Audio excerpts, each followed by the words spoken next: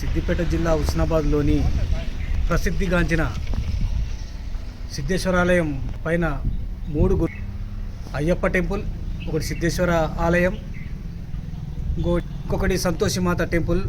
ఇక్కడ ఈ ప్రసిద్ధిగాంచని దగ్గరలోనే రేణుక ఎల్లమ్మ మాత టెంపుల్ కూడా ఉంది.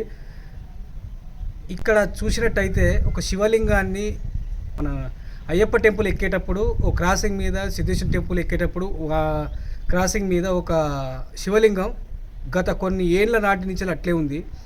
పెద్దలు చెప్తారు అప్పుడు వెనుకట వర్షానికి చెరువు కట్ట తెగినప్పుడు అది కొట్టుకొచ్చిందని. దశాబ్ద కాలం నాటి ఆ శివలింగాన్ని ఇంతవరకు కూడా పట్టించుకోకపోవడం చాలా బాధాకరం. మా ఛానల్ తరఫున ఫోకస్ చేయడం జరిగింది. ఇప్పుడు దయచేసి పెద్దలు ఇంత మంచి డెవలప్ చేస్తున్నారు, మరి ఆ శివలింగాన్ని ఎందుకు అలా ఇచ్చిపెట్టారో అర్థం అవ్వడం లేదు. కానీ చెప్పుకునే వాళ్ళు చాలా మంది ఏమంటున్నారంటే అక్కడ మొక్కిన కాడ మాకు అన్నీ మంచిగా జరిగినాయి శివలింగాన్ని, కానీ ఎందుకు పట్టించుకోవడం లేదు, ఇది ఇంకో గుడి కట్టిస్తే బాగానే ఉంటుంది కదా అని చెప్పేసి హుస్నాబాద్ ప్రజలు వచ్చిన ఇక్కడ మొక్కుకున్న భక్తులు తెలియజేస్తున్నారు.